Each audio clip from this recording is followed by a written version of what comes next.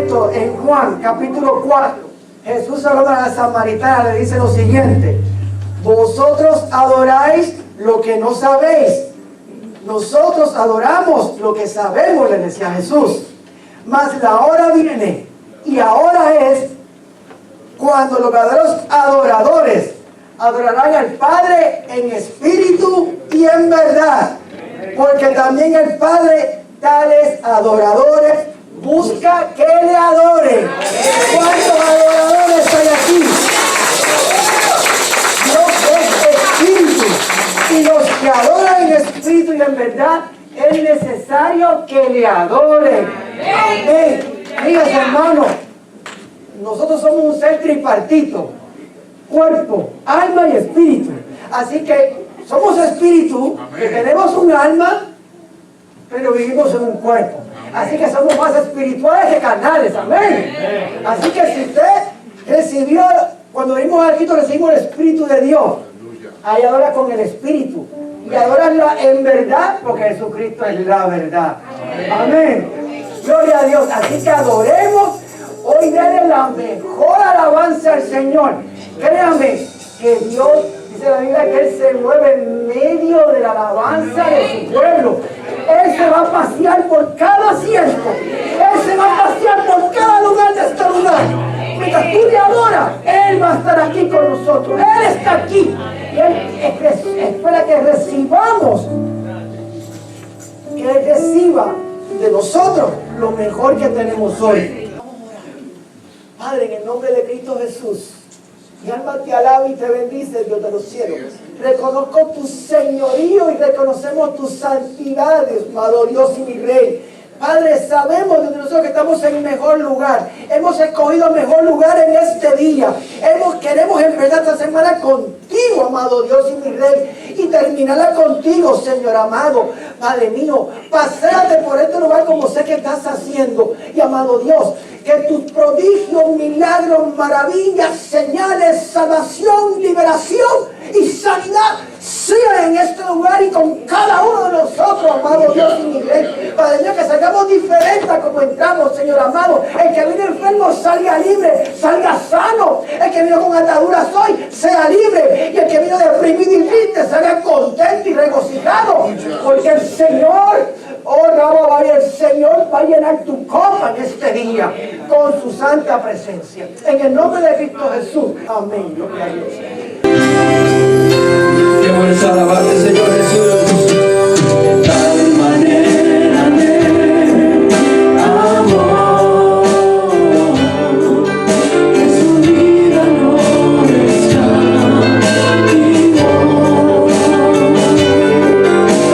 Hasta el final se entregó, y a la muerte fue porque me amó.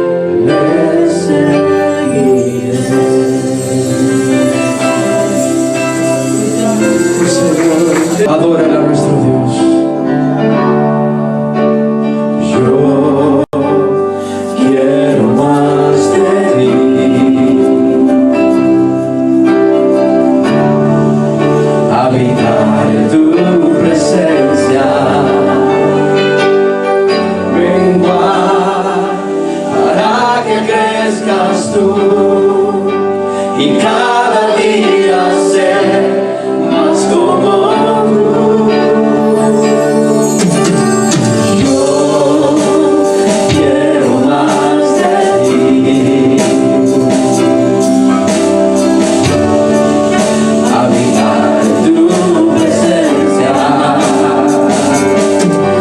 menguar para que crezcas tú y cada día ser más como tú.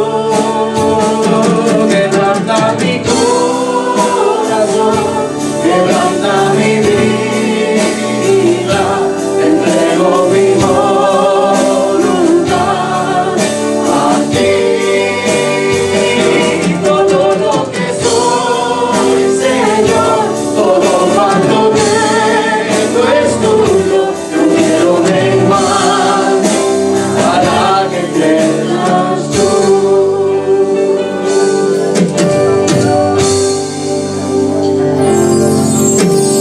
Yo quiero más de ti, habitar en tu presencia, menguar para que crezcas tú y cada día ser más como tú. Yo quiero más de ti, habitar en tu presencia. Yo quiero menguar, dígalo. Menguar para que crezcas tú y cada día ser más como tú, más como tú. Quebranta mi corazón, quebranta mi vida, entrego mi voluntad. Entrégale tu voluntad a Cristo Jesús. Todo lo que soy, Señor, todo cuanto tengo es tuyo, Padre. Yo quiero menguar para que crezcas tú. Quebranta mi corazón, quebranta mi vida, entrego mi voluntad. Entrega esa voluntad a Cristo Jesús. Todo lo que soy, Señor, todo cuanto tengo es tuyo. Yo quiero menguar para que crezcas tú. Quebrántalo. Quebranta mi corazón, quebranta mi vida, entrego mi voluntad a ti, todo lo que soy, Señor, todo cuanto tengo es tuyo. Yo quiero menguar para que crezcas tú. Quebranta mi corazón, quebranta mi vida, quebranta mi vida, Señor Jesús. Yo te entrego toda mi voluntad a ti, Señor, todo lo que soy, Señor, todo cuanto tengo es tuyo.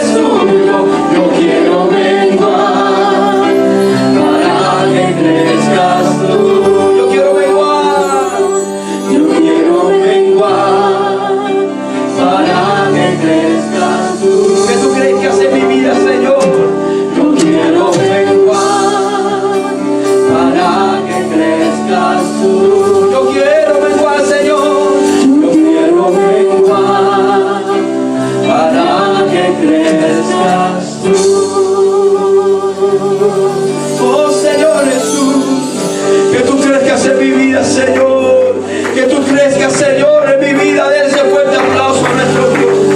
Adórale, pueblo, a nuestro Dios. Adórale, Señor. Bendito el Señor. Gloria a Dios. Qué hermosa presencia, ¿verdad, amados? Qué hermosa presencia, gloria a Dios. Se puede sentar. Vamos a disponer nuestros corazones para recibir la palabra de nuestro amado pastor. Así que lo dejo aquí, amado pastor. Dios les bendiga. Gracias hermano, cada uno, y saludo a todos y cada uno de los que ya están aquí y han venido llegando. Vamos a continuar con la serie de mensajes que ya comenzamos, y es la serie de mensajes sobre las 7 iglesias del Apocalipsis. Y dimos la primera iglesia, nos quedamos en la primera, se llevó 2 partes, y fue la iglesia de Éfeso. Y la iglesia de Éfeso, conforme a su necesidad y las cualidades que estaba teniendo esta iglesia, las situaciones que estaba atravesando, conforme a lo que era la iglesia en sí, se le conoce como la iglesia descuidada. Se descuidó. Después que todo iba haciéndolo tan bien, la iglesia descuidó, podemos decir, de lo más importante que era para la iglesia, para el ser de la iglesia.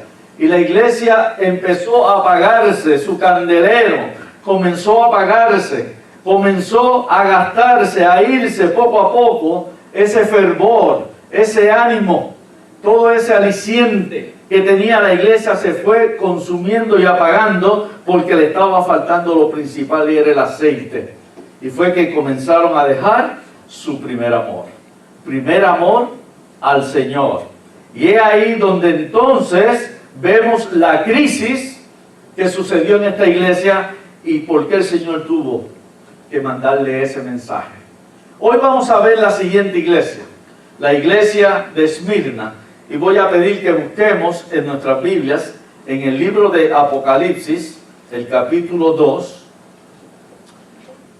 He ahí la carta a Esmirna. Por si después se me pasa a decirlo, esta es de las 7 iglesias.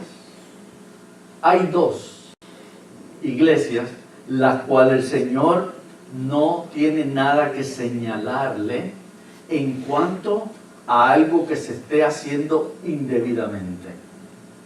A Éfeso le dijo, todo bueno, pero una cosa tengo contra ti, que has dejado tu primer amor.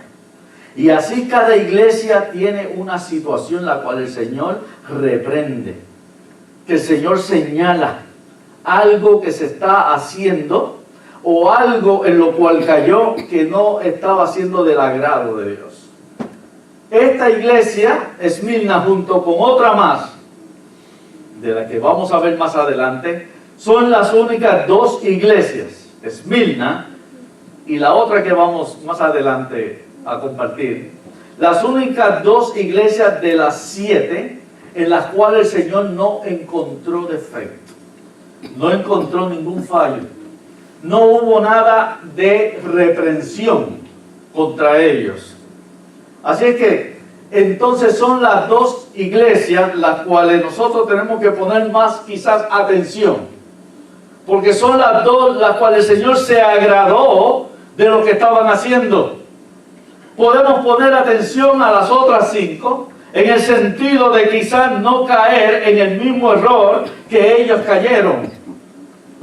Y si algo no está haciéndose como debe ser, entonces buscar la solución. Porque a todas y cada una de ellas, el Señor no solamente señala el mal que estaba sucediendo, sino que Él da el remedio de cómo corregirlo. Y vemos que en esta iglesia de Esmirna, la iglesia de Éfeso, como dije, se conocía como la iglesia descuidada. Esta iglesia de Esmirna se conoce como la iglesia perseguida. La iglesia perseguida. Y vemos en cada una de las iglesias que el Señor se presenta a ellas y se identifica con la iglesia. Y una de las cualidades naturales del Señor, de su ser divino, Él usa que en el primer capítulo de Apocalipsis, el Señor, Juan lo vio en diferentes formas, diferentes maneras, y fue describiéndolo. Y cada una de esas descripciones es que se iba a relacionar con cada una de estas 7 iglesias. Y vemos que ahí al comienzo, cuando el Señor le dice, ahora escríbele a la iglesia de Esmirna. Y así a cada una de las iglesias escríbele lo que yo tengo que decirle. Y a la iglesia de Esmirna le dice, yo soy el primero, pero también soy ¿quién? El postrero. Yo soy el primero y soy el último. ¿Qué el Señor le está queriendo decir a la iglesia de Esmirna? Yo soy el que comenzó y el principio de todas las cosas, que antes de mí no había nada ni había nadie. Y yo soy el postrero, soy el último, y después de mí no habrá nada ni habrá nadie. El Señor está hablando a la iglesia de Esmirna de su eternidad, de que Él es el Dios eterno, el que no tiene principio ni tiene fin. Él es antes de todas las cosas y Él es después de todas las cosas. Y todas las cosas existen y subsisten gracias a Él, porque Él es el que las creó y Él es el que las mantiene con vida, todas las cosas. Y Él es el eterno, le está dando a entender a ellos. Yo soy el eterno, el que nunca termina, el que no tiene comienzo ni principio y el que nunca termina y nunca jamás. Y esa es la manera en que el Señor se presenta. Pero ¿qué más? El Señor le está diciendo, yo soy también el que estuvo muerto y vivió. Y voy a vivir por los siglos de los siglos. El que estuvo muerto, pero también el que vivió. ¿Por qué el Señor se está identificando de esa manera con esta iglesia? Haciéndole ver que Él es el Dios eterno, que el Dios que vive y vive por los siglos de los siglos. Pero no solamente eso, le dice, yo soy también, Cristo hablándole, el que murió, pero también el que volvió a vivir y seguirá viviendo por toda la eternidad. ¿Por qué se identifica de esta manera? Por la situación que estaba ocurriendo en esta iglesia. Ahora, antes de eso es bueno conocer un poquito de la historia, el trasfondo histórico de esta iglesia, para quizás comprender mejor la situación y comprender un poquito mejor en la manera en que el Señor se está presentando a ellos. Se dice, según la historia, historiadores, que en el año 627 antes de Cristo, no después de Cristo, antes de Cristo venir al mundo, en el año 627, estamos hablando 6 siglos antes, en el año 627, cuando Babilonia se estaba levantando como un imperio poderoso y estaba alcanzando mucho territorio. Se dice que en el año 627 Babilonia atacó a esta ciudad de Esmirna y la destruyó. Unos años después, quizás unos 20 años después, fue que Babilonia con Nabucodonosor atacó a Jerusalén y la destruyó y también se apoderó de todo. Pero en el año 627 destruyó esta ciudad y la dejó en ruinas. Según historiadores, según arqueólogos, no quedó nada de pie. Fue una ciudad totalmente destruida, devastada y en ruina total. De tal modo que prácticamente nadie ya podía vivir allí en esa ciudad. Pero 300 años después, 300 años antes de Cristo, en el 600 fue destruida. Por los años 300, entonces liderando el ejército griego con Alejandro el Grande, Alexander Magno, entonces comenzó a conquistar. Y la conquista fue tal que llegó a esta ciudad y la vio en ruinas y comenzaron a reconstruirla otra vez. Y levantaron una nueva ciudad Se dice que era una ciudad hermosa, bella. No había una ciudad más hermosa en ese tiempo que la ciudad de Esmirna. Y fue un progreso latente, un progreso que se podía ver y percibir. Y fue floreciente esta ciudad. Y fue levantada de aquel lugar que estaba en ruinas y que prácticamente ya estaba muerto. ¿Vamos comprendiendo? Es la ciudad que estuvo en ruinas, que fue destruida, que fue devastada, que quedó muerta por unos 300 años, hasta que entonces vino otro imperio, el imperio griego, y con Alejandro el Grande, entonces reconstruyeron, volvieron a levantar, y es como si esta ciudad hubiera vuelto a vivir. En un sentido histórico, miren, la gente de Esmirna conocía de esa historia. Todos los habitantes de esta ciudad, aunque ya habían pasado unos 300, casi 400 años, para la época que estamos hablando aquí de esta ciudad de Esmirna, cuando el Señor le envía esta carta, ya quizá habían transcurrido cerca o un poquito más de 400 años, pero conocían la historia. Todos los habitantes de Esmirna conocían la historia de la ciudad, y ellos se sentían en cierta manera orgullosos, se sentían que eran parte de esa ciudad que estuvo muerta, que había sido destruida y ahora había vuelto a la vida otra vez. Y ellos se sentían felices en esa ciudad, y ese era el orgullo de ellos.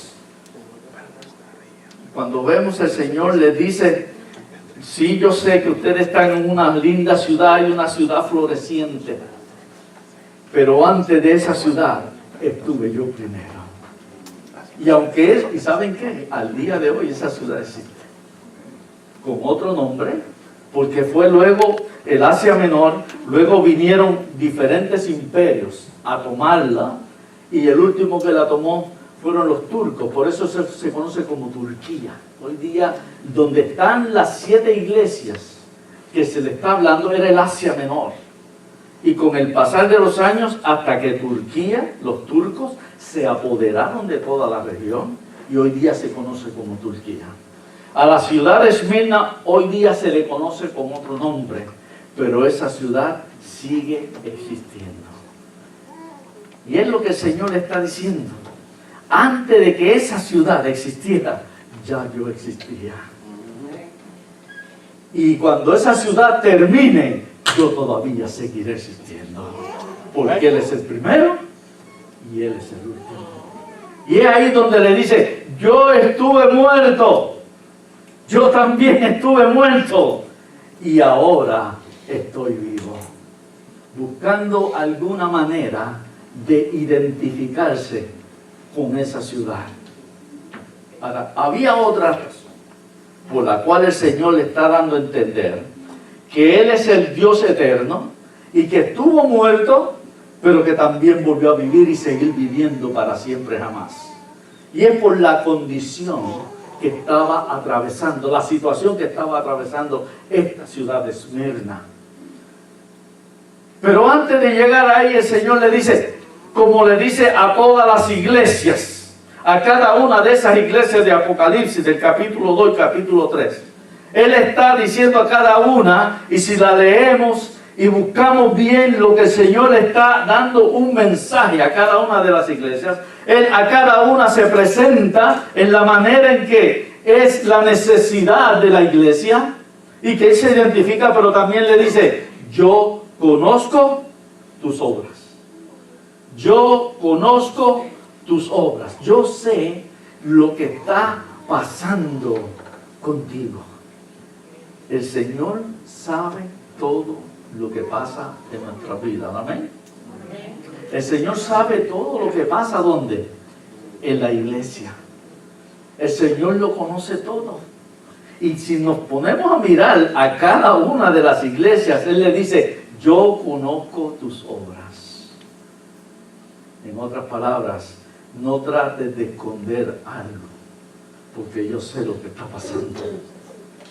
Yo sé lo que está pasando en cada uno de los cultos que ustedes están dando, le está diciendo a la iglesia del mundo. Yo sé lo que está frente a bastidores y también lo que está ¿dónde? Detrás de bastidores. Yo sé lo que está pasando. Yo sé lo que está pasando cuando se están reuniendo. Y las cosas que hablan, yo lo sé. Porque Él está ahí en medio. Y dice, yo sé lo que está cuando están hablando en secretito 2 o 3. Yo también estoy oyendo. ¿Lo dice el Señor o no lo dice el Señor? Y cuando alguien se pega al oído a otro, Él está oyendo. Amén. El Señor todo lo oye. Él dice, yo sé donde tú trabajas y las cosas que tú haces en tu trabajo. Y yo sé las cosas que tú hablas en tu trabajo. Y las cosas que tú miras en tu trabajo. Y aunque no hay nadie que pueda ver o delatar, pero el Señor nos ve y sabe lo que está pasando. Dice, yo sé lo que tú haces cuando vas al supermercado, vas a las tiendas. Yo sé lo que tú estás haciendo allí, porque lo conozco. Te estoy viendo. Y yo sé a los lugares que tú vas y con las amistades que tú te reúnes. Yo lo sé. Y yo sé que cuando tú vas en tu automóvil, ¿qué música estás escuchando? Yo lo sé, aunque no me guste, pero yo lo sé. Yo oye esa música. Amén.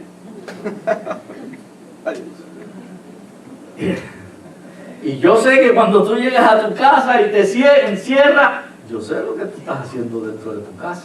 Yo lo sé, porque yo te estoy viendo. Y yo sé que cuando tú te encierras en tu cuarto, oh, yo sé lo que estás haciendo en tu cuarto. Porque yo también estoy allí viendo.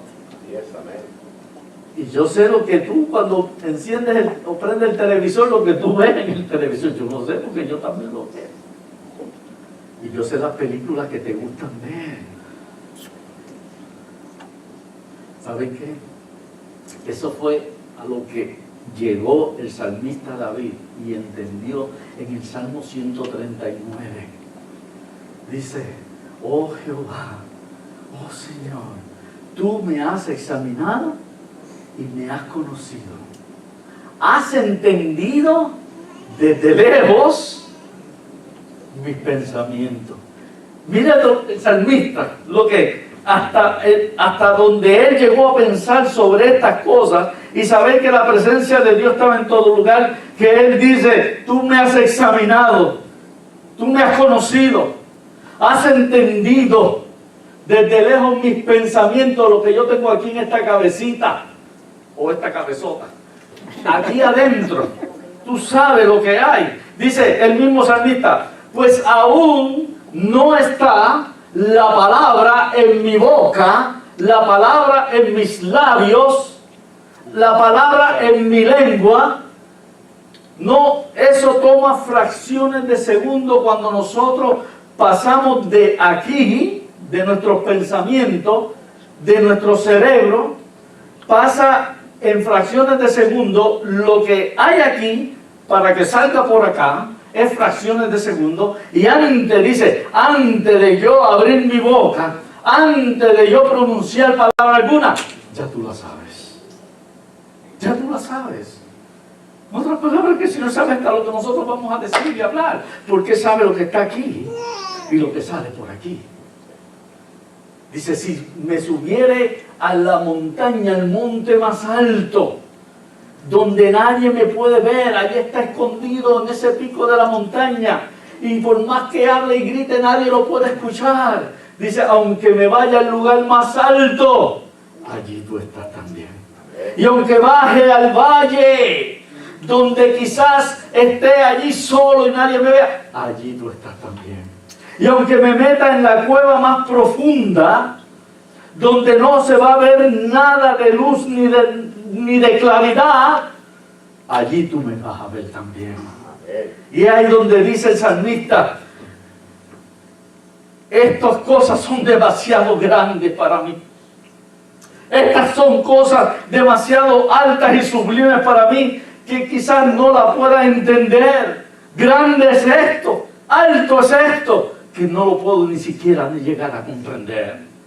Cuando nosotros quizás podemos decir, sí, Dios está en todos lugares, sí, Dios conoce todas las cosas, sí, Dios está allí, está acá, pero cuando nos ponemos a evaluar y analizar lo que esto significa, entonces vamos a decir como el salmista, demasiado de grande es esto, tan grande que a veces no lo puedo llegar a comprender. A veces nos miramos a nosotros mismos, y es bueno siempre mirarnos a nosotros mismos, porque así el Señor nos mira también. Y cada uno individualmente estamos pensando, estamos hablando, estamos yendo a un lugar, yendo al otro, lo que nosotros estamos mirando, para dónde miramos, a qué cosas prestamos atención, qué cosas nos podemos hacer. Y decimos, el Señor lo sabe todo lo que yo estoy haciendo. Pero ustedes saben cuando estamos hablando de 100,000 personas a la vez, cuando estamos hablando de 1 millón de personas a la vez, cuando estamos hablando de 100 millones de personas a la vez, y cuando estamos hablando de 1 billón de personas a la vez, y actualmente se ha hecho una encuesta y estadística de el número poblacional del mundo entero, y hay ya pasado los 7 billones de personas. Y pensar que esas 7 billones o más de personas, todos piensan, todos hablan, todos escuchan, todos se mueven, todos están haciendo algo diferente, y el Señor lo ve a cada uno, y el Señor sabe lo que está haciendo cada uno de nosotros. Dale la gloria, dale la gloria. Es ahí donde el salmista comenzó quizás a tratar de comprender esto, y tratar de llevarlo a su mente, y tratar de descifrar cómo esto es posible. Y ahí es donde dice, grande esto, demasiado de grande, que yo casi no lo puedo ni entender ni comprender. Pero lo aceptamos por la fe, amén. Amén. Aceptamos por la fe lo que nos dice la palabra de Dios. Es ahí donde Él le dice, yo conozco tus obras. Yo sé todo lo que está pasando contigo. En otras palabras, como dice Gálatas capítulo 6, dice que no nos engañemos a nosotros mismos, porque Dios no puede ser engañado, no puede ser burlado. Dios no puede ser engañado porque Él todo lo ve y todo lo sabe. Qué fácil nosotros poner excusas ante otros, ¿verdad? Qué fácil es poder acomodar las cosas a la conveniencia nuestra. Pero Dios no puede ser engañado ni burlado, porque Él todo lo sabe y Él todo lo ve. Dice, Dios no puede ser engañado. Nos engañamos a nosotros mismos porque Dios no puede ser burlado. Pues todo lo que el hombre, hablando del ser humano en general, porque todo lo que el hombre sembrare, eso mismo va a cosechar. Así es que no podemos engañar, y no podemos pretender, y no podemos disimular ante Dios, porque Él lo conoce y sabe todo, todo. Ahora, ¿qué el Señor le está diciendo a esta iglesia? Así como las otras, conozco tus obras. Y entonces empieza a detallar diferentes cosas, las cuales Él está observando y viendo. Y en este primer paso de esta encuesta y evaluación que el Señor le hace a cada iglesia, primero está lo que es la aprobación. Lo que el Señor aprueba, lo que el Señor desaprueba, y lo que el Señor da como remedio y advertencia. En este caso, como dije, no hay desaprobación, no hay reprensión para esta iglesia de Esmirna. Pero el Señor da un detalle de las cosas que Él está viendo y que está aprobando. Y que el Señor está al tanto de todo lo que sucede. Y dice, después que dice, yo conozco tus obras, entonces añade, y tu tribulación. Conozco tu tribulación. ¿Y qué es la tribulación? Angustia, persecución. padecimientos. Esta iglesia estaba pasando por uno de los momentos más difíciles de lo que es la historia de la iglesia en sus comienzos. Según historiadores y comentaristas de las Escrituras, se dice que esta iglesia era una de las más atacadas por el lugar donde estaba ubicada. Era una iglesia que estaba continuamente bajo un ataque y persecución. La iglesia de Esmirna estaban sufriendo ese ataque, esa persecución. Estaban en una angustia de que no podían estar en una tranquilidad, no espiritual, en una tranquilidad como persona, porque estaban continuamente siendo acosados, siendo atacados. Ese era el tiempo más difícil dentro de la iglesia, sus primeros 300 años. Se dice que en la iglesia, después del día de Pentecostés, cuando viene el Espíritu Santo y comienza a funcionar la iglesia, por eso los primeros 300 años fue los tiempos más duros y difíciles, sobre todo los primeros 100 años. Y esta iglesia cae entre los primeros 100 años. Y es ahí donde estaba el ataque continuo, porque no querían que el cristianismo se siguiera expandiendo. Y había todo tipo de ataque contra el cristianismo para que el cristianismo no avanzara. Pero dice la historia que mientras más atacaban, amenazaban a la iglesia, más la iglesia seguía creciendo en el Señor. Más otros se seguían añadiendo. Es ahí donde muchos dicen, necesitamos estar bajo ataque, bajo amenaza, para que la iglesia se mueva y la iglesia crezca. Porque cuando estamos muy cómodos, entonces nadie hace nada. Estamos pendientes a las cosas nuestras y no estamos pendientes a las almas que se están perdiendo. Pero cuando la iglesia estaba bajo ataque, bajo amenaza, entonces dice la palabra de Dios, seguía corriendo. Esta iglesia estaba en un momento muy difícil, pero no por eso dejaba de hacer lo que tenía que hacer. No por eso estaba bajando la guardia, como decimos, sino que se mantenía activa y se mantenía firme. Y es ahí lo que el Señor está reconociendo. Yo conozco y sé de tu tribulación. Yo sé lo que tú estás sufriendo. Yo sé la angustia por la cual tú estás pasando. Yo sé todo aquello que está viniendo en contra tuya. Y el Señor la conocía. Hay un pasaje en Segunda de Pedro, el capítulo 4, por ahí por el versículo 15, que dice, ninguno, hablándole a los creyentes, a los cristianos, Pedro, en su segunda epístola, el capítulo 4, empezando el versículo 15 y 16, dice, yo conozco, ninguno padezca como, dice, homicida, como ladrón o como malhechor. Ninguno padezca. Si vamos a padecer, que no sea por esta causa que está diciendo ahí el apóstol Pedro. Dice, ninguno, y le está hablando a las iglesias, le está hablando a los creyentes, le está hablando a los cristianos. Dice el apóstol Pedro, era para aquel tiempo de las iglesias que habían allí en el momento que escribió, pero esas cartas se dejaron para todo el cristianismo y para todo aquel que iba a ser creyente en Jesucristo. Y esa misma carta nos habla a nosotros el día de hoy.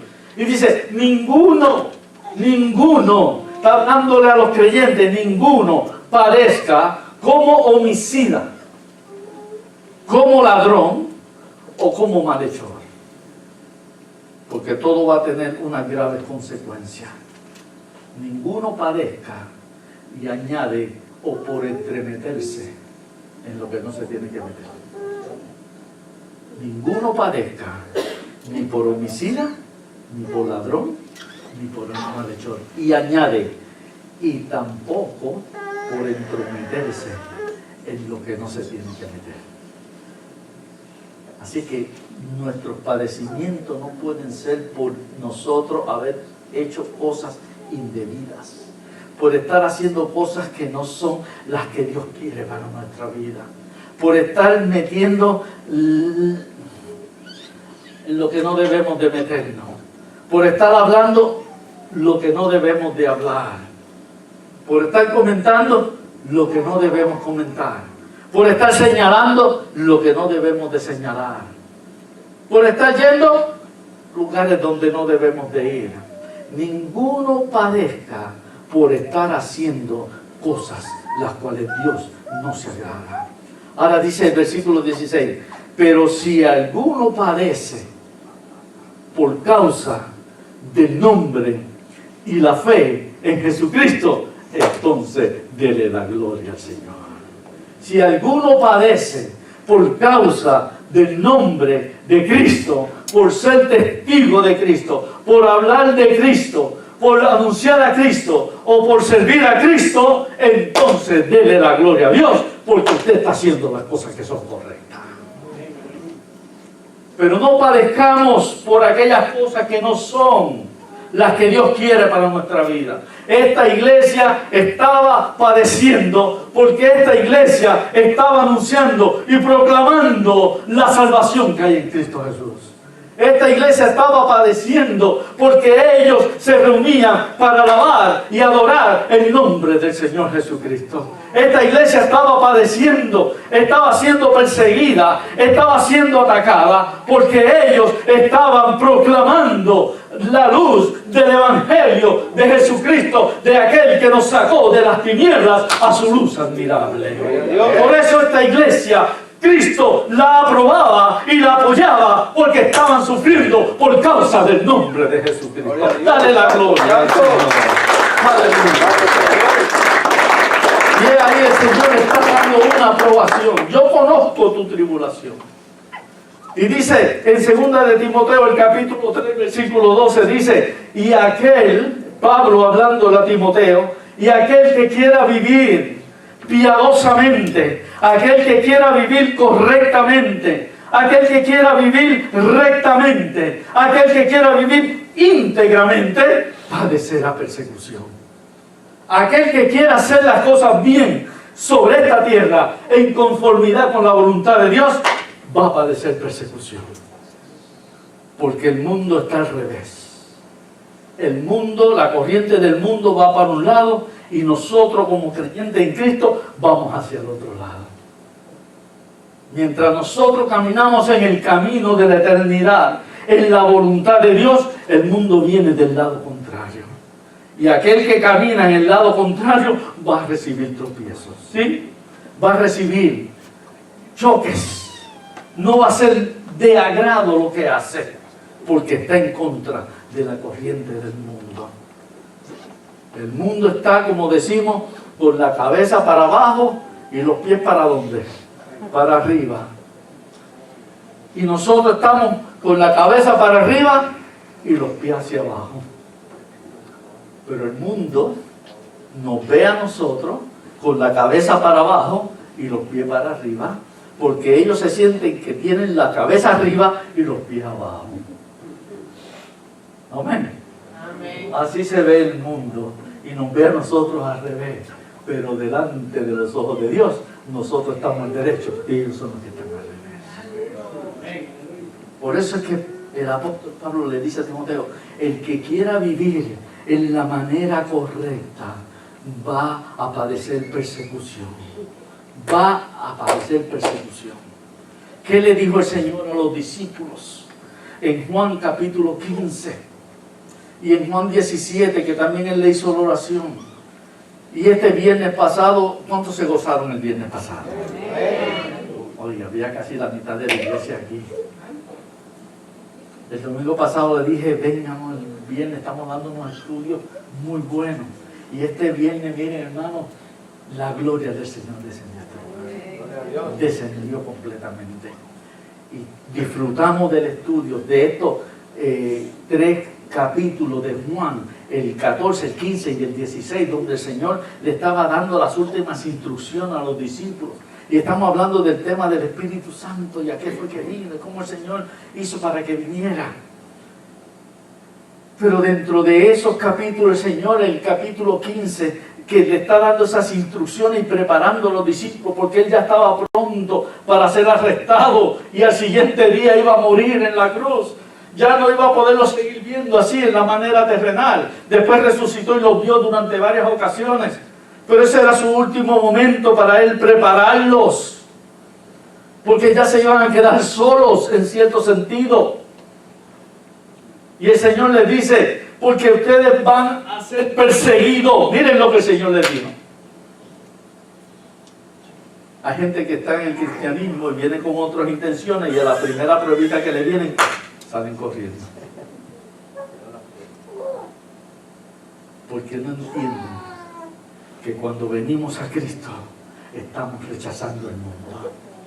Cuando venimos a Cristo estamos rechazando los placeres y deseos de la carne.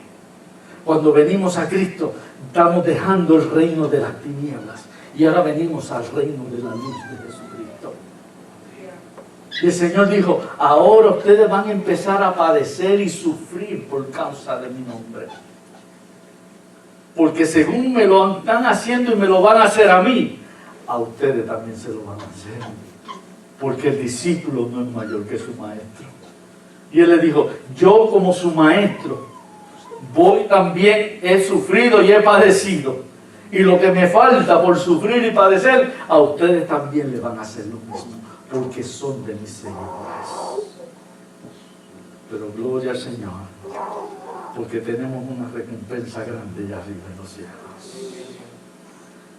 Y es ahí donde el Señor le estaba diciendo, todo aquel que va a querer ser un seguidor mío, va a padecer, así como yo también tuve que padecer. Esta iglesia estaba siendo atacada. Eran muchas las muertes que estaban sucediendo para buscar amenazarlos, para buscar crearles miedo y que ellos no prosiguieran hacia adelante. Por eso es que el Señor le dice, yo conozco tu tribulación, conozco tu angustia, conozco tus padecimientos. Pero no se queda ahí. Le dice, además de tribulación, le dice, también conozco tu pobreza. Conozco tu pobreza. Pero le dice, entre paréntesis, ¿pero eres qué? Eres rico. Conozco tu pobreza, pero eres rico. El primer punto se lo tocó en la parte física, económica, material. El segundo punto se lo tocó en la parte espiritual. No vayamos a confundir. Yo conozco tu pobreza, pero yo sé que tú eres rico. ¿A qué se refirió el Señor cuando le dijo, conozco tu pobreza? Mire, y según estudiosos, arqueólogos, historiadores, esta iglesia en la ciudad que estaba era una ciudad rica, una que podía llamarse, y en ese tiempo, una ciudad rica.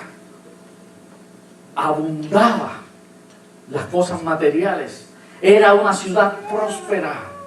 Era un cruce que los que venían del sur para ir hacia el norte tenían que cruzar por esa ciudad. Y había mucho comercio. Había también un puerto que ahí era lugar de comercialización con otros lugares, otros países. Y ahí estaba esa ciudad. Y los que se iban a mover de un lado a otro, pues tenían que pasar por ahí. Es como esta ciudad que estamos aquí en Atlanta. Los que vienen del sur para poder ir al norte, tienen que cruzar por el centro de esta ciudad, ¿verdad que sí? Y los que vienen del este hacia el oeste, tienen que cruzar. Y así del norte al sur, o del oeste al este, todos tienen que cruzar por esta ciudad. Y eso la hace una ciudad entonces más importante, de mayor movimiento. Pues esta ciudad de Esmirna era una ciudad próspera económicamente. Había muy buenas empresas, habían fábricas, había muy buenos negocios. Pero ¿qué sucedió? que cuando la iglesia comienza a esparcir el evangelio, todas aquellas personas que ahora dejaban lo que eran sus creencias paganas y prácticas idólatras, ahora conocían a Jesucristo y venían a la iglesia y ahora profesaban a Cristo y ellos anunciaban a Cristo. Entonces vino un ataque contra ellos y comenzaron muchos a destruirles sus negocios y otros a hacer una mala publicación de ellos para que nadie les comprara ni nadie negociara con ellos.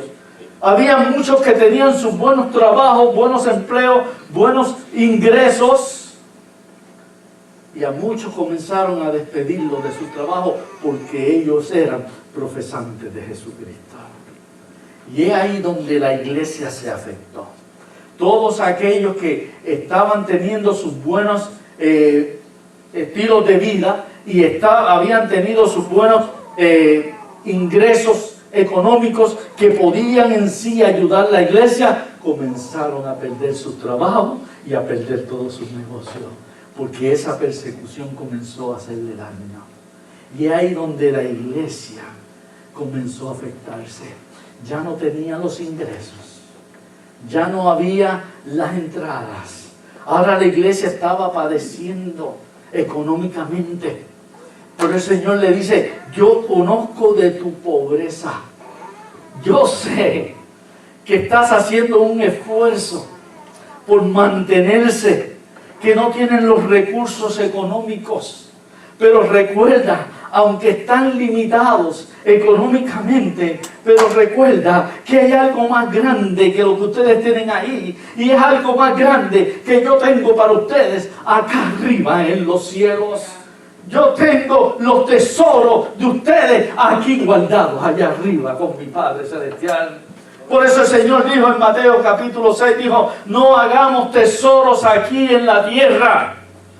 No hagamos los tesoros aquí en la tierra, porque en un momento dado todo se destruye. La polilla lo destruye, el óxido lo destruye el salitre, lo destruye la humedad. Todo lo que es material sobre esta tierra, tarde o temprano se va a destruir. Y sobre todo, después que hayamos acumulado tanta riqueza, tantas cosas materiales, quizás el Señor nos dice: necio, mañana vienen a buscar tu alma. ¿Y de qué sirvió? Nuestras riquezas están arriba en los cielos, donde ni la polilla, ni el óxido, ni la humedad, ni el salitre, ni los ladrones minan ni hurtan, porque nuestras riquezas están escondidas con Cristo.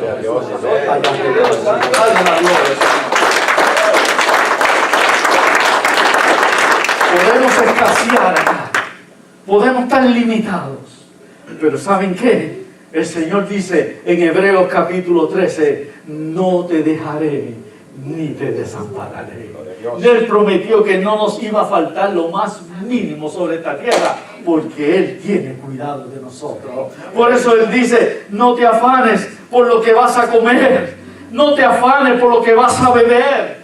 Cuando dice no te afanes, no te preocupes demasiado por lo que vas a comer, por lo que vas a beber, por lo que vas a vestir, por lo que vas a calzar, por dónde vas a dormir. No te afanes, porque esas cosas mi Padre Celestial lo sabe, y Él sabe de qué cosas nosotros tenemos necesidad. Él dice: pero lo más que te pido es que tú busques primeramente el reino de Dios y su justicia, que todas esas cosas que tú necesitas vendrán por añadidura, y mi Padre te las va a dar. Gloria sea el nombre de Cristo. Aleluya. Es ahí lo que el Señor nos promete: no te dejaré ni te desampararé. Y ahí Pablo fue un hombre que vivió cómodamente. El apóstol Pablo, antes de encontrarse con Jesucristo, él tenía unos muy buenos estudios, él ingresaba una buena cantidad de dinero, él vivía cómodamente. Él era un fariseo, él mismo lo dice: era un fariseo de fariseos. ¿Saben cuál era el concepto de los fariseos? No sé si voy a dejar una segunda parte para el próximo domingo, pero me estoy yendo para otro lado. Pero amén. ¿Cuál era el concepto de los fariseos? Que a medida que más cosas materiales se tenían, es porque era más espiritual delante de Dios. Mientras más cosas materiales ellos podían alcanzar a tener, significaba que más eran bendecidos y espirituales delante de Dios. Y Pablo fue un hombre que tuvo también, él fue un principal también dentro del judaísmo, y fue un líder prominente, y él también tenía unas buenas comodidades. Los fariseos buscaban por tener las mejores casas, porque con eso querían demostrar que eran más favorecidos por Dios. Pero sabemos lo que el Señor hizo contra ellos. Lo sabemos, no voy a entrar en ese detalle ahora. Pero Pablo una vez se encontró con el verdadero Cristo resucitado. La vida de Pablo cambió. Y por eso después dijo en Filipenses, dijo, ahora sé, he vivido ¿en qué? En abundancia. Pero también he vivido en escasez. Y lo he dejado todo lo tomé por basura. En ciertas Biblias, versiones que se han escrito, ese pasaje de Pablo que citó, lo he tenido por basura, en algunas versiones dice, lo he tenido por estiércol. Miren qué clase de basura. ¿Hasta dónde Pablo llegó? Por todo lo que él tenía, que era más que para su propia vanagloria, para su propia altivez. Y él mismo dice, todo lo he tenido ahora por basura. Y estoy contento con lo que tengo, porque lo mejor que él había alcanzado era haber conocido a Jesucristo. Ya nada le llamaba de las cosas materiales, porque su deseo era glorificar al Señor Jesucristo. No es que no tengamos cosas, no es que no podamos alcanzar cosas materiales, las necesitamos. Lo que el Señor nos está diciendo, que no nos afanemos, ambicionemos por las cosas materiales.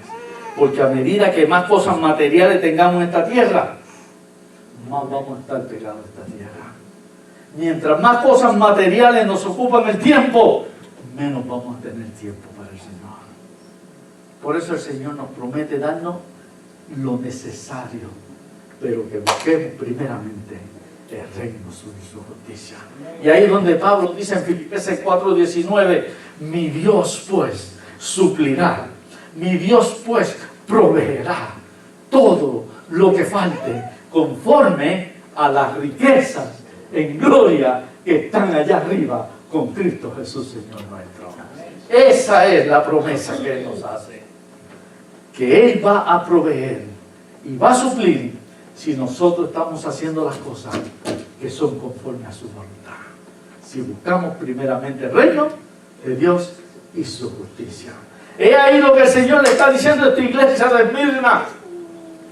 Yo conozco tu pobreza, tus limitaciones financieras, limitaciones materiales, limitaciones económicas, y que están teniendo ese tipo de ataque y persecución. Pero yo quiero recordarte que aunque tú tienes pobreza allá abajo en la tierra, tú eres rico acá arriba en los cielos. Tú tienes las riquezas que hay en los cielos. Y eso es lo que el Señor busca. Eso es lo que el Señor quiere. Que nosotros mantengamos nuestro banco espiritual lleno de las riquezas que tiene Cristo en gloria allá arriba en los cielos. Podemos tener las cosas materiales allá, pero que no sean la atadura para no servir a Cristo de la forma que Él quiere que le sirvamos. Amén. Además de decirle, conozco tu tribulación, conozco de tu pobreza, y le dice, pero eres rico. Dice, y sé de los que blasfeman contra ti. Yo sé de los que están blasfemando contra ti. ¿Y qué es una blasfemia? Un falso testimonio, levantar calumnias, levantar mentiras. Y dice, ¿y sabe quiénes estaban haciendo esa blasfemia? Aquellos que se dicen ser judíos, pero no lo son, sino que son sinagoga. ¿De qué dice ahí? De Satanás. Sinagoga de Satanás. ¿A qué el Señor estaba dándole a entender? ¿Saben que se ha entendido por esas palabras de Cristo que la mayor persecución que ellos estaban teniendo era de parte de los judíos profesantes, pero también judíos falsantes?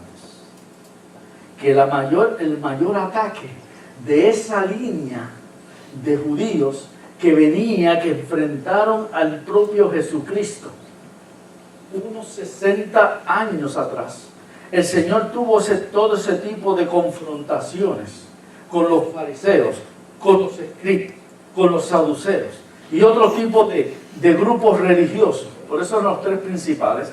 Y estaban ellos en un ataque al punto tal que ellos mismos buscaban cómo eliminarlo, cómo destruirlo, cómo desaparecerlo. Y se reunían entre ellos para buscando la manera cómo vamos a sacar a este de nuestro medio, porque no nos está ayudando por sus propios intereses. Y es ahí donde el Señor los confrontaba una y otra vez. Y esa misma, hasta que llegó el momento que ellos pidieron a Roma que lo crucificaran, y de esa forma pensaron que iban a salir de él. Pero tan pronto él resucitó, y aquellos apóstoles, aquellos discípulos y la iglesia que comenzó a crecer, al saber que Cristo había resucitado con más fuerza, ellos proclamaban a Jesucristo. Y no les importaba las amenazas, no les importaba lo que le pudieran hacer los castigos, no les importaba nada de lo que viniera contra ellos, porque ellos sabían que Cristo había resucitado y estaba ahora a la diestra de Dios Padre, allá arriba en las alturas. Ellos estaban totalmente seguros y convencidos de que Cristo estaba vivo, y ellos no estaban llevando una religión más. Ellos estaban llevando el puro y verdadero evangelio de Jesucristo. Es ahí la parte donde todos esos judaizantes, practicantes de la religión judía, estaban en contra del cristianismo. Y donde quiera que se levantaba una iglesia, habían sinagogas por todas las ciudades de judíos que se reunían los sábados. Y eran sinagogas porque el templo principal estaba en Jerusalén. Por eso ellos no le llamaban templos, le llamaban sinagogas, porque el único templo era el que estaba en Jerusalén. Y es ahí donde entonces dice que ellos se reunían. El Señor dice, son sinagogas, pero son sinagogas de Satanás. Porque en vez de reunirse para alabar y honrar el nombre de Cristo, se reunían para buscar estrategia y medios. ¿Cómo vamos a exterminar a este cristianismo? Por eso es que Él le llama al propio Señor sinagoga de Satanás. Eran los causantes principales que buscaban crear conflicto, levantaban falsos testimonios, blasfemaban contra ellos, realizaban quizás cosas escandalosas, y después cuando venía la guardia, los soldados decían, esos cristianos fueron los que lo hicieron. Y ahí venía la persecución contra la iglesia. Y se los llevaban arrestados o los mataban en el momento. Es ahí porque el Señor le llama los que se dicen ser judíos pero no lo son, sino son una sinagoga de Satanás. Cuando el Señor Jesucristo en Juan capítulo 8, que estuvo hablando en una ocasión con los fariseos y otros seguidores religiosos, cuando estuvo hablando con ellos, y ellos le decían, nosotros tenemos un padre. Los judíos decían, tenemos un padre que se llama Abraham, y somos hijos de Abraham. Y el Señor les decía, si ustedes fueran hijos de Abraham, me aceptarían a mí, porque Él me lo aceptó. Si ustedes fueran hijos de Abraham, harían las cosas que hizo Abraham. Y él escuchó a Dios, la voz de Dios, y él obedeció. Y él tuvo la fe en aquel que iba a venir, en el cual iba a ser bendita todas las naciones de la tierra. Así es que ustedes, si hubiesen sido verdaderos hijos de Abraham, a mí me recibirían también, porque Él creyó en mí que yo iba a venir. Y ellos se molestaron y se enfurecieron contra Él. Y trataron de hacerle ver que ellos eran de Abraham y no eran de otro padre, descendencia de Abraham. Y el Señor les dijo, ¿saben una cosa? Como decir, hasta aquí me trajeron, hasta aquí me llegaron. ¿Saben una cosa? Ustedes son hijos, pero de vuestro padre el diablo. Ustedes son hijos porque no hacen las cosas que son de Abraham, sino las cosas que son del demonio. Oye, el Señor le decía al pan y no, al jugo de uva, jugo de uva. Al pan y al jugo de uva, jugo de uva. No se vayan a desviar, no se vayan por otro camino. El Señor hablaba sin qué. El Señor hablaba directamente. Por eso Él le dice a ellos, yo sé de la blasfemia que ustedes están padeciendo, pero sé quiénes son. Yo sé quiénes son. Ahora, ¿saben qué más le dijo? Pero mire, a pesar de que están en tribulación, están en pobreza y están en ese tipo de blasfemia contra ustedes, y mire como si fuera una consolación, el Señor le dice, después le toca otro punto y le dice, pero ¿saben qué? El diablo va a venir contra ustedes y los va a meter a la cárcel. ¡Qué consuelo! Encima de todo lo que estaban pasando, ahora yo sé lo que va a hacer Satanás. Va a venir contra ustedes y los va a poner en la cárcel. Y van a padecer, dice él, por 10 días. Lo dice ahí la Escritura. Por 10 días. ¿Cuál era? No fue como si fuera una advertencia para que ellos se prepararan. Habían recibido de muchos ataques. Y yo me imagino que esa iglesia, dentro de todos los ataques que estaban recibiendo, y ellos se habían mantenido firmes en el Señor, fieles, sin desmayar, sin dejar de hacer lo que tenían que hacer. Mantenían esa fe, esa seguridad en Jesucristo. A pesar de tantos ataques y muertes y cárceles que sufrieron y todo tipo de blasfemia y todo tipo de situación económica, ellos se mantenían firmes.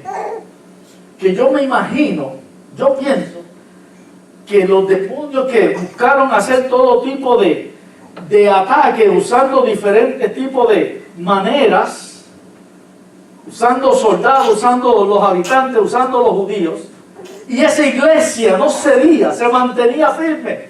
Yo me imagino a ellos en oración y en oración, y diciendo, Señor, ayúdanos a resistir, ayúdanos a soportar, ayúdanos a que tu palabra siga dándose, y que alababan y glorificaban el nombre del Señor. Que yo me imagino que los demonios enseguida mandaron a un mensajero, vete y búscate a Satanás, vete y búscalo, porque esta gente no cede. Ve y búscalo. Si hubieran tenido un celular, ahí decían, ven para acá, un texto, le mandaban. Porque el mismo Señor dice, a pesar de que estaban padeciendo y sufriendo todo este tipo de ataques, dice, ahora el propio Satanás va a venir contra ustedes. Eso es tremendo, ¿saben? Porque la iglesia se mantenía firme en el Señor. Y la iglesia estaba firme en el Espíritu. Que tuvo que venir el mismo Satanás a tratar de aplastarla y destruirla. Pero el Señor le dice, pero resiste, porque vas a padecer por 10 días. Y hay gente que piensa que 10 días era un número simbólico de 10 épocas y temporadas. Pero esas épocas empezaron en los años 50 y se iban a extender por 10 épocas hasta un poquito después del punto donde estamos, del año 95, 96. Pero si hubiera sido así, no lo hubiera hablado a ellos de esas 10 épocas, porque ya hubieran pasado. Le está hablando directamente a la iglesia, al Señor. ustedes van a padecer durante 10 días. Lo que se ha entendido, y es lo que se entiende conforme a la luz de la palabra de Dios, que cuando el Señor le da 10 días, es simbólico el número 10, porque lo está diciendo, van a padecer por un corto tiempo. Lo que está diciendo, van a padecer por un tiempo que no va a ser tan prolongado. Pero también el número 10,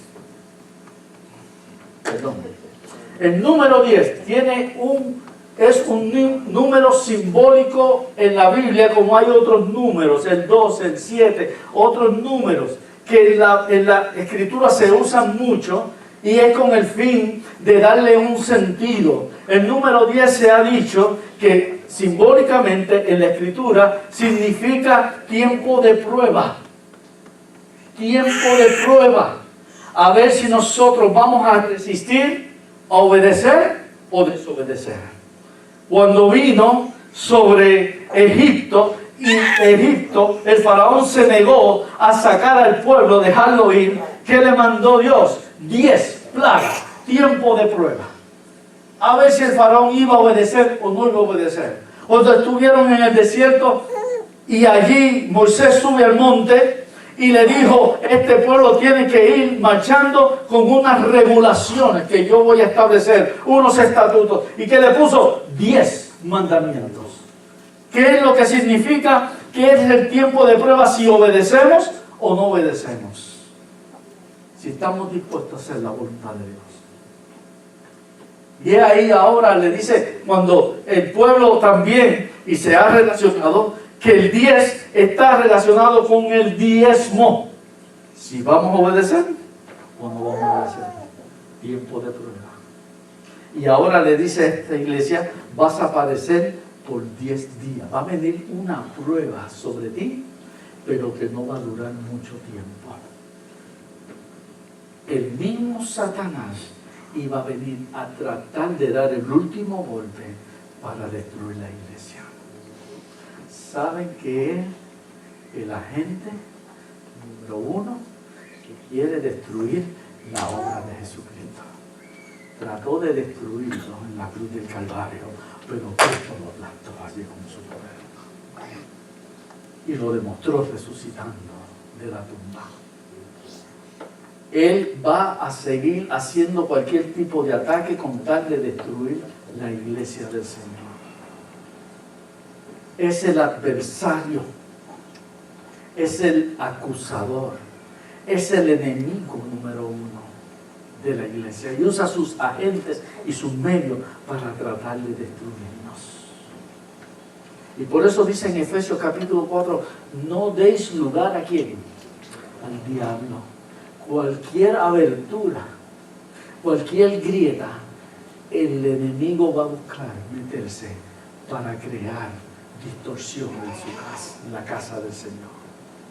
Cualquier malentendido, cualquier cosa que se haga, que el otro le ofendió, que el otro no le gustó, que el otro se molestó, es lo que va a usar Satanás para tratar de destruir la iglesia. Si él no la puede, en el tiempo que nosotros vivimos, no sabemos, como dice Hebreos capítulo 12, no sabemos lo que es padecer hasta la sangre. Estas iglesias de los primeros 300 años supieron lo que era padecer hasta la sangre, hasta dar su propia vida por causa de Jesucristo. Nosotros, en este país que vivimos, no sabemos lo que es padecer hasta la sangre. Si se nos dañó el carro, ¡ay, qué prueba más grande! Se nos rompió la llave de la casa, mira, Señor, ¿por qué me suceden estas cosas? Esto es el enemigo. Y cualquier cosa, lo tratamos ya porque, pero no hemos padecido. No hemos padecido lo que es llegar hasta la sangre. Estamos muy cómodos en este país. Cuando vemos a ciertos países donde ahora se paga con la vida confesar a Jesucristo, entonces uno se escandaliza, pero eso no es nada a lo que sucedió al principio de la iglesia. Y pagan con su vida. Y duele. que esas personas los tienen ahí esperando que digan, rechazando o negando su fe en Cristo, y si no los vamos a matar. Le digo una cosa, ¿estamos dispuestos? Le vamos a dar doble pan por haber esperado un poquito más. Se cuenta que para el tiempo de que estaba la muralla de Berlín, de la cortina de hierro, cuando se dividió a Alemania, y ahí estaban encerrados, muchas personas cristianos se quedaron ahí encerrados y comenzaron entonces entre ellos a buscar reunirse, pero la prohibición era de que no se siguiera dando tampoco el evangelio. Hubo persecución contra ellos, y los que quedaron ahí tenían que tener cuidado, porque si los veían o los atrapaban hablando, leyendo la Biblia o hablando de Jesucristo, ahí los mataban. Y tenían que tener cuidado, y ellos buscaban esparcir el evangelio entre ellos. Dice que se reunían en lugares, y eso nos trae a la historia cuando se reunían los cristianos, que se llamaban las catacumbas, y se reunían en lugares escondidos, y ahí compartían. ¿Por qué? Por la persecución que tenía Roma contra ellos, de acabarlos a todos. Pero siempre tienen que quedar algunos vivos para poder seguir llevando la semilla. Y dice que en una ocasión había un grupo, como unos 10 a 12 reunidos, de los testimonios que se dan de cuando estaba la cortina de hierro, que estaban reunidos en un lugar oscuro, en un saloncito, y ahí estaban hablando y cantando al Señor, pero suavecito, para que no fuera los duendes que estaban por alrededor. Y ellos ahí, cuando de repente empujan la puerta y la abren, y ellos, y 3 soldados armados con sus rifles, y los enfrentaron. Y le dice, ¿qué hacen aquí? No, es que nosotros sabemos lo que están haciendo aquí. Aquel que no quiera morir en este momento se puede ir, pero los que estén dispuestos a morir por el nombre de Cristo se me quedan aquí, que los vamos a matar. Se fueron la mitad corriendo, se escaparon. Cuando se fueron, cerraron la puerta, soltaron las armas, les dicen, ahora vamos a alabar a Cristo, porque nosotros también somos cristianos. Queremos saber quiénes son los puros. Gloria sea Dios.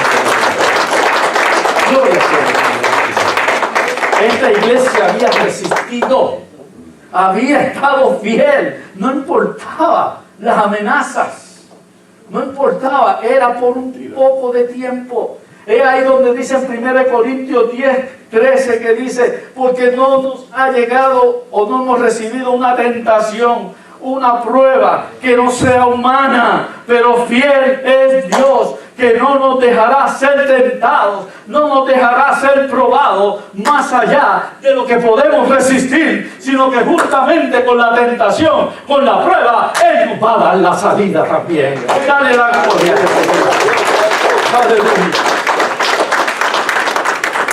Y es también lo que nos dice en Primera de Pedro, el capítulo 5, el versículo 9, que dice, porque vuestro adversario, ¿quién? El diablo, anda como león rugiente, buscando a quién, a quién devorar. Pero ¿qué dice la palabra ahí en ese pasaje de 1 de Pedro 5, empezando el versículo 9, el 10, a quien vosotros resistid. Dice, firmes en la fe. Mantenernos firmes, resistirlo, soportar esa prueba, ese ataque. Firmes en la fe. Ahora, añade ahí, sabiendo que estos mismos padecimientos que estamos teniendo nosotros, también lo están, dice, teniendo otros hermanos en el mundo entero. Cada cual en el lugar donde vive, en el lugar donde está y adora a Cristo, y en la ciudad que vive, cada uno estamos recibiendo también padecimientos. Unos de una forma, otros de otra. Pero el ataque es igual para todos, para que neguemos y nos apartemos del camino de Jesucristo. Desistamos de hacer la obra de Cristo, al cual resistir firmes en la fe, sabiendo que estos mismos padecimientos están siendo en otros. Dice, y por un poco de tiempo. Miren cómo hay en ese pasaje, primera de Pedro 5, dice, y por un poco de tiempo vamos a padecer. O sea que nuestros padecimientos no van a durar para toda la vida. Por eso dice, resistamos, mantengámonos firmes en la fe. Y dice, hasta que entonces, después que hayamos resistido, entonces el mismo Señor nos perfeccione, nos afirme, nos establezca y también nos fortalezca. Y que a Él sea la gloria y el imperio por todos los siglos de los siglos. Amén. Gloria sea el nombre de Jesús. Y termina diciendo el Señor, dándole entonces el aliento: sé fiel, sé fiel. Le está diciendo a la iglesia y nos dice a nosotros: sé fiel. Lo único que el Señor nos pide es fidelidad, fidelidad, constancia. Dice, sé fiel hasta la muerte y yo te daré la corona de la vida. Ahora, cuando dice la corona, yo sé que hay muchos que han predicado, enseñado, que cuando estemos allá en el cielo, ¿cómo será mi corona y la corona de aquel? Y la mía va a brillar más que la tuya. Siga ilusionándose así, pero no se den la sorpresa que eso no va a ser así. Cuando dice la corona de la vida, es una metáfora, es simbólico. Y es para que ellos entendieran en ese tiempo y nosotros entender el tiempo nuestro. Dentro de las ciudades romanas, los romanos gustaban de hacer muchos deportes y competencias.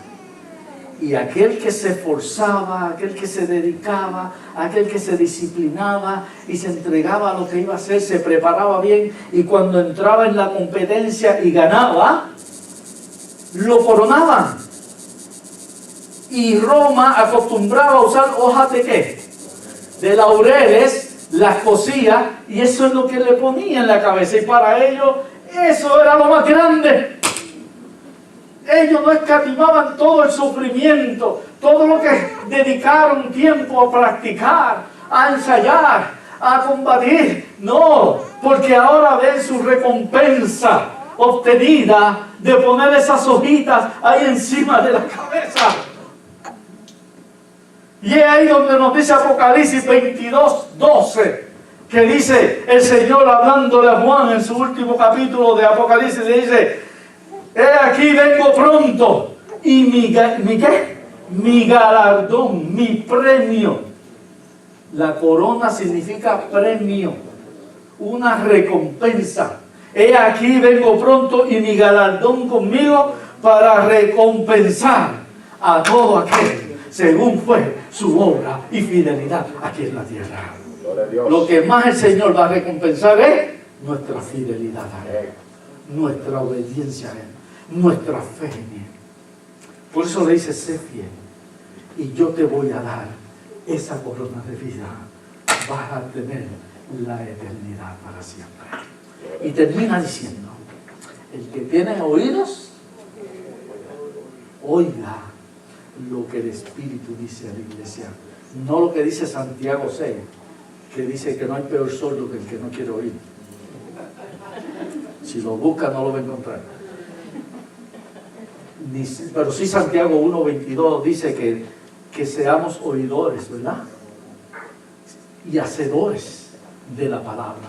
No solo oidores, sino la pongamos en práctica. No oidores y después olvidadizos, sino hacedores. El que tiene oídos para oír, dice: oiga lo que el Espíritu ahora dice a la iglesia. ¿Y qué le dijo el Espíritu a esta iglesia? Que no iba el vencedor, le llama el vencedor. O sea, no que el vencedor, el que se mantiene en fe en Jesucristo y no se deja caer. El vencedor no sufrirá la segunda muerte. ¿Quién sabe cuál es la segunda muerte? El próximo domingo lo hablamos. No. El vencedor, la segunda muerte, significa la muerte eterna en el lago de fuego. Apocalipsis capítulo 19, Apocalipsis capítulo 20. Todo aquel que no fue hallado escrito en el libro de la vida, todo aquel que no aceptó y confesó a Jesucristo como su Salvador, todo aquel que no obtuvo perdón y salvación y vida eterna que Cristo estaba ofreciendo, todo aquel ahora va a sufrir la muerte segunda. La muerte primera es la muerte del cuerpo, la que vamos a sufrir en esta tierra. Todos vamos a parar al mismo lugar, la muerte, porque la paga del pecado es muerte. Eso es la consecuencia del pecado. Vamos a morir un día. Y algunos preguntan, pero si el Señor viene en el rapto y nos levanta y estamos vivos, no morimos. Pero dice que los muertos primero van a levantarse en Cristo. Eso van a resucitar ese cuerpo. Pero sufrieron la primera muerte. Aquellos que estemos vivos y venga el Señor a levantar a su iglesia, dice, y los que estamos vivos, nuestros cuerpos serán ¿qué? Transformados. Y esa transformación del cuerpo es como si hubiera muerto y haber resucitado en un cuerpo nuevo, en un cuerpo glorificado semejante al de Jesucristo. Pero la segunda muerte es para aquellos que no estuvieron en Cristo, que entonces, después de haber sido juzgados, son condenados. Ya han sido condenados y van a terminar con la muerte eterna, en el sufrimiento eterno, en el lago de fuego. Nosotros que hemos creído y permanecido en Cristo, ya tenemos garantizada la vida eterna. Y cuando muramos aquí y resucitemos luego y estemos con Cristo, ya estaremos para siempre jamás. Y donde quiera que Él esté, nosotros estaremos con Él. Dale la gloria a Jesús. Si de alguna forma el Señor ha hablado en nuestra vida,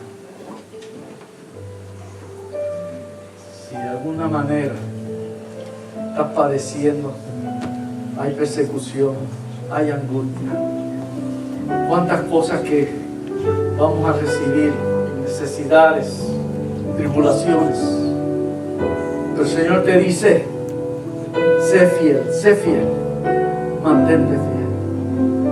Él va a pelear por nosotros. Él va a estar con nosotros. Él prometió estar con nosotros todos los días de nuestra vida. Y Él dijo que no nos iba a dejar ni desamparar. Mientras que tenemos este cántico, si en alguna manera tú le dices, Señor, yo quiero que tú me fortalezcas, yo quiero que tú me afirmes, yo quiero que tú me ayudes. Es grande la carga, pero yo sé que tú me vas a dar esa fuerza, esa fe, para yo prevalecer y permanecer en ti. Recuerda que el Señor lo va a hacer. Él quiere que confiemos en Él y que vengamos a Él. Mientras cantamos, pasa aquí al altar. Pasa aquí al altar.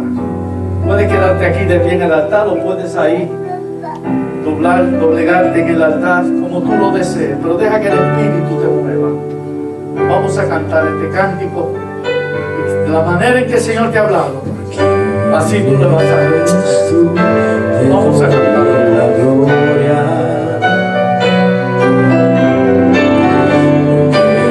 Eres tú, te doy mi amor.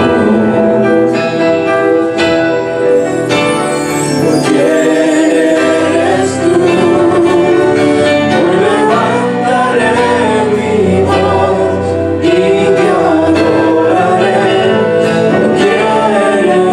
eres tú.